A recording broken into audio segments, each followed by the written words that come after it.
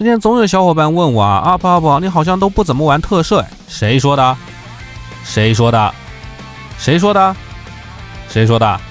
当然了，我的特摄其实还停留在小时候看奥特七兄弟和迪迦的年纪，后面的奥特曼除了像银河格斗这样的小短剧呢，正剧确实没怎么看过，只是稍微补了一下。大家也知道，不管是莱达圈还是远古圈，都是体系庞大且严谨的，为了不讲错话暴露自己呢，所以我还是尽量避免会去拍。不过今天不一样啊 ，CCS 的小伙伴给我寄来了最终试产的小金人，那这必须得好好的带大家开箱把玩一番了。那刚刚也提到啊，这是最终试产的产品，那基本上之后的大货也就跟现在8、9不离10了。那包装都已经完全定型了，具体的内容物表现如何呢？一起来开箱看一看吧。开箱可以看到啊，吸塑就给了3层，本体加手型，特效和替换件又是1层，最后还给了1层地台，一如既往的真良心啊！我记得预定价399来着，这年头399连 SHF 的冷门奥都不一定买得起，就那还是1比12比例的，这么大一只大比例的超精细全涂装，还是合金骨架，沉的不行，把玩手感超好，配件又给的如此丰富的，有时候感觉不管收藏还是把玩啊，戴哥都没有性价比啊。那这时候就会有小伙伴说了，戴哥的还原度高啊。那我们来看一看这次的小金人呢，把官摄的皮套造型拿出来对比一下，这个还原度我感觉除了第一弹赛罗的比例稍微问题有一点大以外，后面的几只是真的做的都相当的不错。硬要挑毛病的话，那就是腿稍微的短了一点啊，这样会略显仰视的视角的时候会有一点矮的感觉。但当然了，这在我看来根本就不是什么大问题啊 ，pose 一摆就看不出来了，反而是当你近距离的观察这次的漆面的质感，这个闪亮又平整的金色和银色的漆面，这漂亮的发色就是玩具的魅力啊，太漂亮了，真的，我感觉比皮套做的还要更漂亮一些，尤其是这个更深更亮的金色。同样涂装极其细致的还有这一次的手型，可以看到不管是造型还是涂装，真的是无可挑剔呀。一共是给了5对：开掌手、握拳手、点赞手、放松手和一个演讲手。啊，你问我什么是演讲手，就是这个手型啊。顺带一提，这次的手型替换手感真的是非常的优秀的，不松也不紧，阻尼感超级棒。那说回演讲手啊，主要是我发现用这个手型摆这个双腿并拢走 T 台的造型呢，真的是非常的带感。尤其是想到这家伙每次登场从他的金光里面走出来，然后一定要来上这么一句我は究極生命体アブソリューティアンの戦士アブソリュートタルタロス，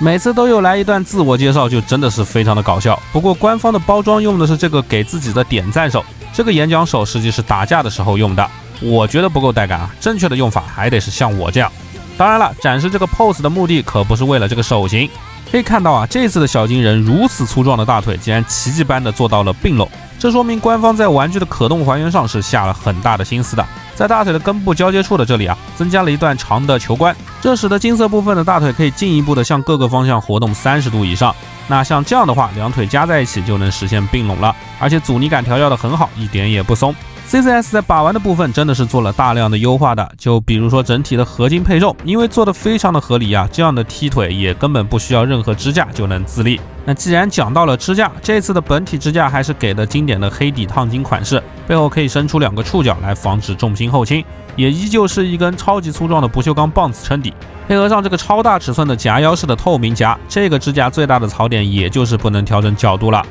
当然这次也给了可以调整角度的支架，不过不是给本体用的啊，而是架在特效键上的。这个闪电流的下方有2个插口，对准插进去就可以了。那众所周知，小金人的大招是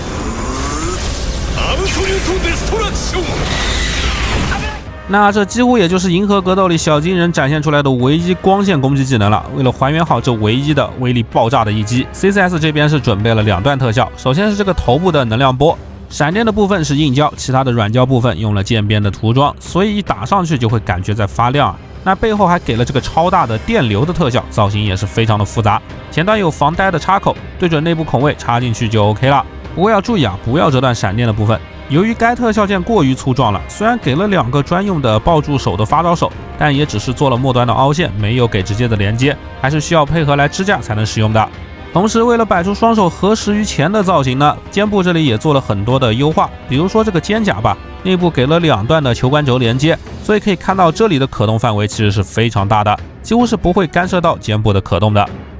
接着玩具的肩部内也做了一个非常大幅度的拉出前身的关节，从背面就能看到啊，这个幅度超过30度了，而且遮盖的零件也会跟随着一起动。不仅仅是拉出的可动，本身根部这里也是一根长轴球冠，所以前后也有摆动的范围，向前向后都能有15度以上的摆动幅度，非常的可观。所以综合来看的话，摆这个发射 pose 真的是毫无压力。不过这里记得还是要把手尽量上抬到超过胸部，否则胸甲这里的大胸肌干涉还是挺大的。那前面也说到了很多这次玩具关于可动和把玩的优化，实际的可动表现如何呢？那这里就带大家来一起看一下。首先，头部是经典的脖子两段关节，脖子前伸加头部向下大概是30度。抬头注意啊，其实内部还有一小段双头的球冠，绕过去后也能达到30度的抬起。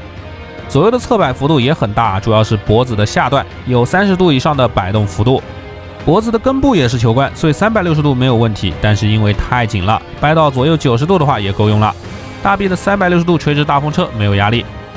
肩胛抬起以后，大臂平抬能轻松的超过90度一段。大臂根部的这个臂环遮盖之下呢，平转也能达到360度。小臂这里也能做360度的平转。但是小臂甲这里的造型能看到啊，因为还是有一定厚度的，所以会和关节干涉，导致最终的曲轴也就是120度的幅度，有点浪费了这个双段的关节，有点可惜。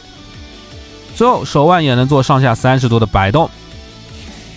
胸腰的可动倒是一如既往的挺优秀的，这个胸部有一段，腰部也有一段，不管前倾还是后仰呢，都能达到30度，很不错。不过皮套设定的原因呢，背面看就没有龙虾背了。所有的侧摆幅度也挺大的，能到30度左右。最后转腰是胸和腰一起完成的，我很喜欢这样的设计啊，这样的话动作会很自然，转动的角度也有左右90度，只不过多少会和裙甲有一些干涉。那这个皮裙呢，为了还原造型是用了比较硬的胶的，并且没有配置根部的拉伸，所以用这个默认的裙子呢，多少是会干涉到腿部的可动的。那官方怎么会考虑不到这一点呢？所以也做了拆卸的结构，如果觉得可动受限了的话，那就换这个带飘起角度的，直接插到腰部内的插槽里就 OK 了。实际装上以后基本不会碰到腿部了，而且这个胶要比默认的要软得多，随意的揉动抬起都没有问题，不再影响可动。没有了避让之后，前踢能轻松的达到90度，甚至是略微的超过。后踢也有30度左右的可动幅度，侧踢的幅度也能轻松的达到标准的90度，很不错。根部是球冠啊，所以360度的平转当然是没有问题的。最后就是屈膝了，这里又走了曲肘的老路，小腿肚这里是有一点厚的，顶住了大腿，所以屈膝也只有120度左右。好在膝盖的设计很饱满啊，膝盖甲的菱形也是联动的结构，还不错。脚掌整个都是合金的，上抬能达到60度以上，向下翻也能达到60度的绷直脚背，非常的不错。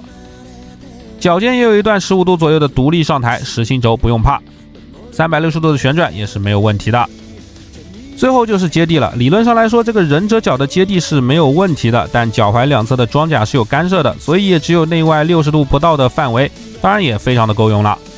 OK， 那可动看完各位觉得如何呢？我个人认为已经是非常不错的那一档了。